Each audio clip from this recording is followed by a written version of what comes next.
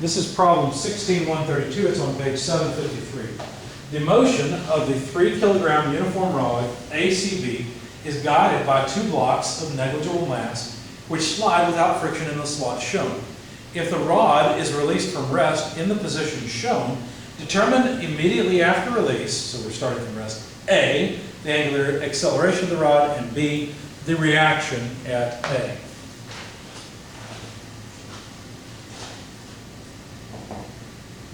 Okay, so we've got block, it's guided, A, got an arm. I want a slightly lower angle than that. Here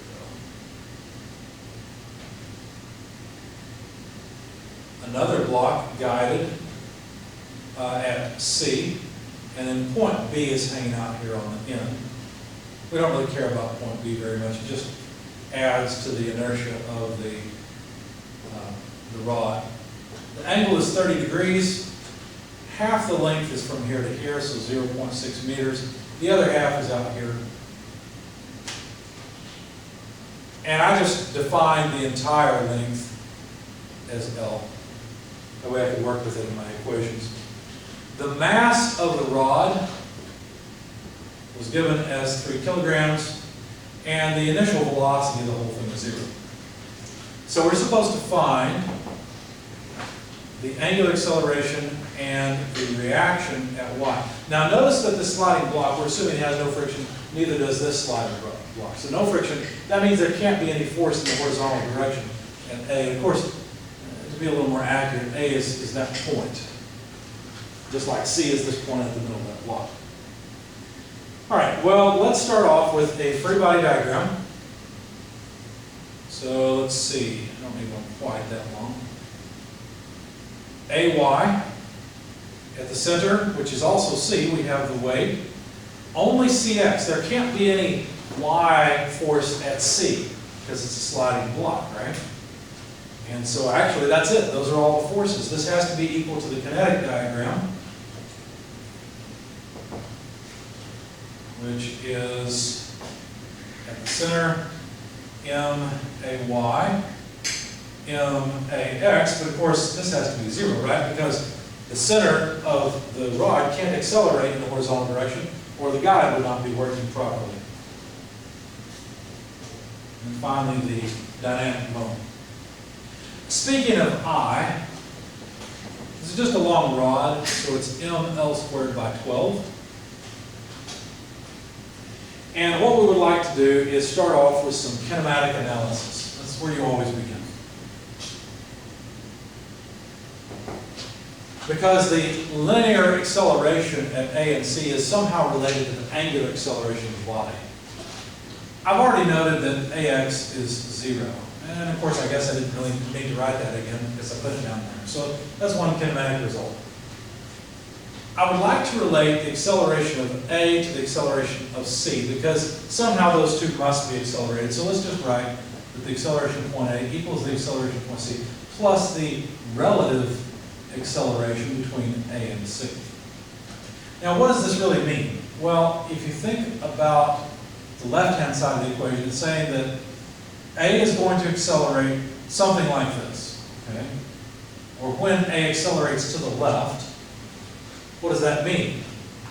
Well, that means that there's an equivalent acceleration of the entire body equal to C plus some acceleration about the point of reference. Notice the point of reference is C, right? So I have to think about what happens. Now, I like to think about it as motion. Motion is not exactly the same, but it'll work.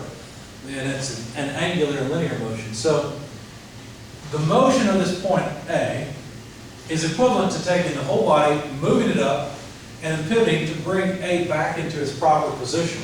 So there's also an alpha like this. Now I know that angular motion and angular acceleration are two different things, but it helps to think about it this way. It helps your intuition. So to be clear, the tangential direction is like that, and the normal direction is like that. But that would bring point A back into the proper orientation, And so basically the acceleration that A experiences, the relative acceleration like this, well, the horizontal, or the vertical component of it will cancel with this C acceleration, give us only the horizontal acceleration of A, which is what we want. Now notice I drew this exactly opposite of the way that your intuition tells you the body's going to move. C is going to move down, it's obvious, the block's going to fall, the whole thing's going to rotate counterclockwise. That's fine. You just have to be consistent. If you were to draw it that way, you would have to be consistent with your angular acceleration. I drew it this way so I could have a positive angular acceleration, okay? If there was a positive angular acceleration, C would move up, that's why I drew this way, and A would move to the left, okay? As long as you're consistent here, it won't make any difference later. Now, what we just discovered is that there's only a J component of the acceleration. Wait a second, J component? Why did I write that there was a J component? That should be an I component. I messed up. Oh, I know, no, I'm reading the wrong part. There's only an I component of the acceleration of A, and the acceleration of point C will happen in the J direction. Now, why do I have a negative? Well, we'll get to that in just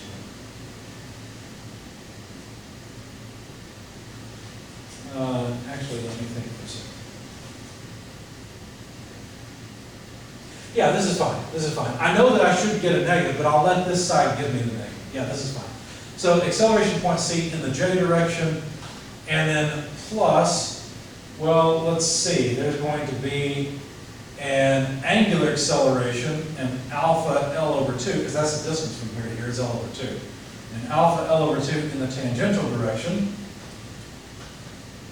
plus omega squared L over 2 in the normal direction. So there's the magnitude of the acceleration in the normal direction. But of course it's going to be 0 because there is no angular speed at this point.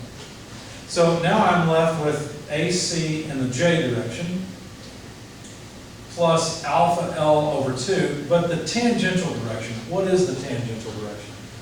Well, let's see, figure that out. We really need to draw a little triangle, so let's see.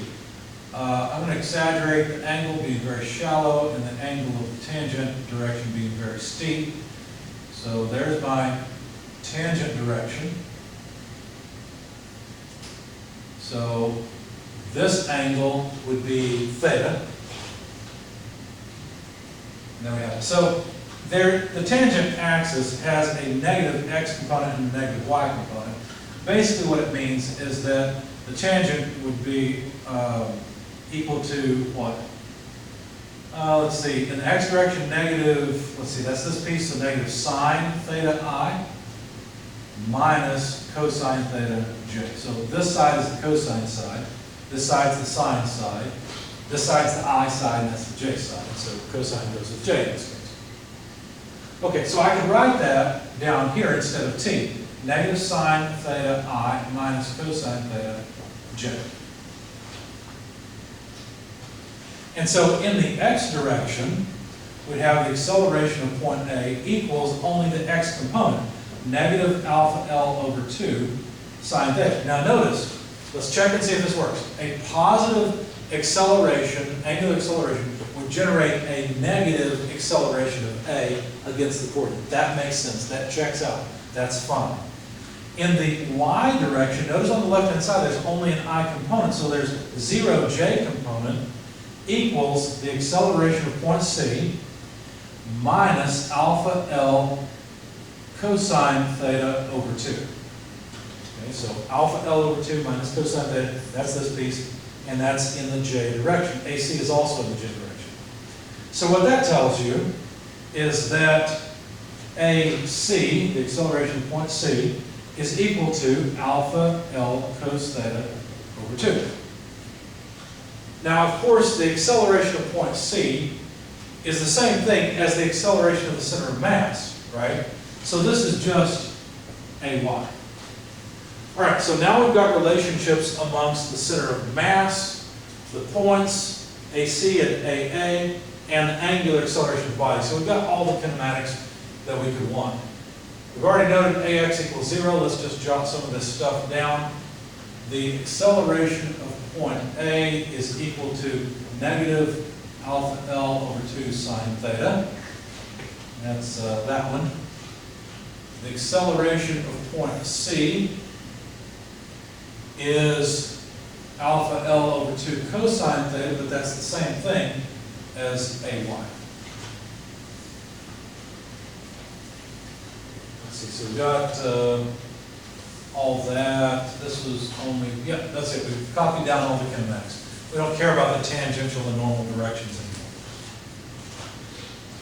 So there's our kinematic results. So now we can go over and say some moments about C.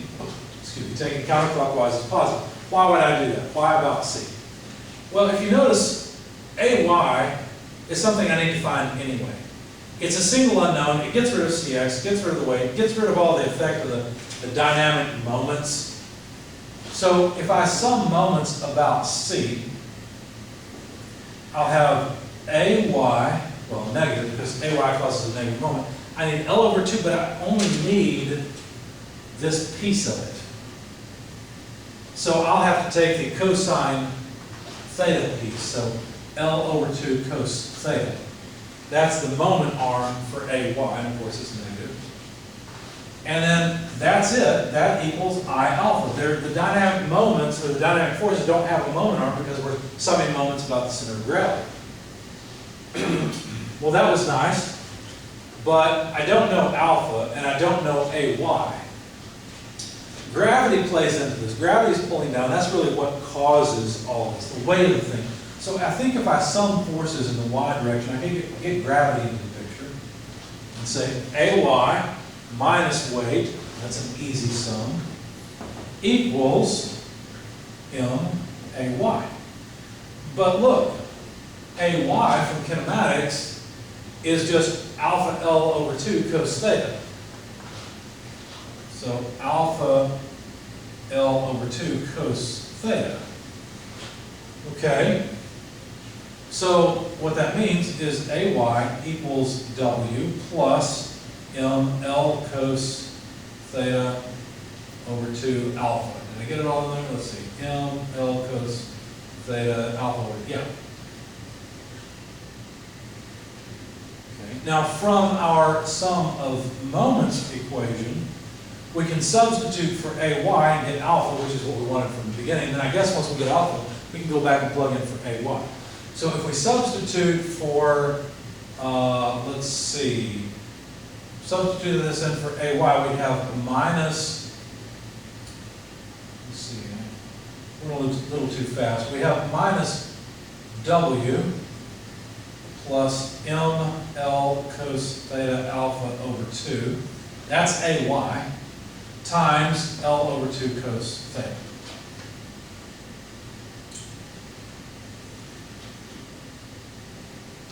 And it looks like no, I didn't make a mistake. It's okay. I'm just going slightly more. So this is equal to I alpha. All I've done is substitute for AY. Yeah, okay. So we're good. I'm going a slightly different way than I did on my paper. So let me move away from my sheet. Yeah. Let's substitute for I, because I've got an expression for that. It's ml squared over 12. So I is ml squared by 12, and there's alpha. So we can cancel an L out, and then multiply through both sides by 2. That's 2 12ths, which is a 6. And then if I distribute the cosine, I'll have minus W cos theta minus ML cos squared theta alpha over 2. And this, of course, is equal to ML by 6 alpha. Since alpha is what I want, I'll solve for it. Let's see, yeah, let's solve for alpha. Alpha, well, I guess I should get it to one side first, that'll be easier. So minus W cos theta equals ML over 6 plus ML cos squared theta over 2. times alpha. So ml over 6 is here. Move this to the other side, that changes the sign, ml cos theta over 2. Okay. So now alpha is equal to negative w cos theta divided by ml over 6 plus ml cos squared theta over 2. Now notice the weight is mg. So the mass should cancel out nicely. And I guess I could factor out L, but I don't know that that's a whole lot of use. Let's see, why don't we multiply through by 6. If I multiply by 6 over 6, what would I get? Well, I'd have 6g cos theta. Then I get to multiply the bottom by 6, so that gets rid of that one. 6 over 2 is 3. So that's better. I'm trying to get to the same point on my sheet to make sure I've performed my algebra correctly at the board. I will go ahead and factor out an L. There we go. And yes, I'm at the same point, so I haven't made a mistake in my algebra. Okay. So now all we really need to do is solve for alpha. Solve for the acceleration. What was the question? Oh, the force.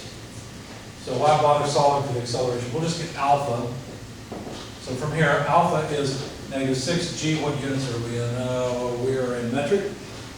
So 9.81 meters per second squared.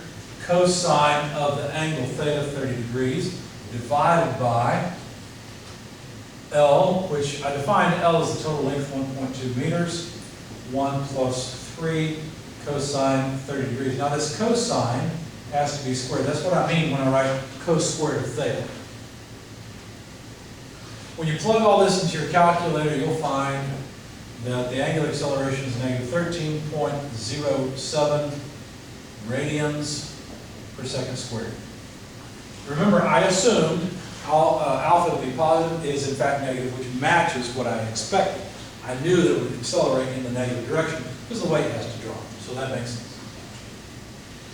Now, I've erased something I needed. I had some force in the y direction, and I had AY equals W plus ML cos theta alpha by 2. So let me just plug in there. The weight would be 3 kilograms times 9.81 meters per second squared. That takes care of that term. Plus mass, 3 kilograms. Length, 1.2 meters. Cosine, 30 degrees. I'm running out of space. Negative 13.07. And those are radians per second squared. The radians will go away for free. So that's alpha divided by 2. All right, so we've got kilograms meters per second squared, which is Newton. Kilograms meters per second squared from alpha. So those are newtons, so we can add newtons and newtons. I haven't copied anything down wrong, so when you plug this in your calculator, you should get 9.055 newtons. So there's the angular acceleration and how hard we have to pull up at A to prevent this point from falling downward. So AY is in fact positive, which makes sense. An interesting thing about this is AY actually reduces the acceleration, right? If this thing were free to just fall, it wouldn't have to angularly accelerate. At this point, go back and calculate AY. AY is the linear acceleration of point C. And what you'll find is that the acceleration you get will be less than the acceleration of gravity. So you'll plug in negative 13.07 for alpha, the length of 1.2 meters and 30 degrees for cosine 30, and then divide by 2. Notice the negative sign just means you get a negative AY. It accelerates downward. That's not really a surprise. That's expected. But compare that to the acceleration you would have in free fall of 9.81 meters per second squared.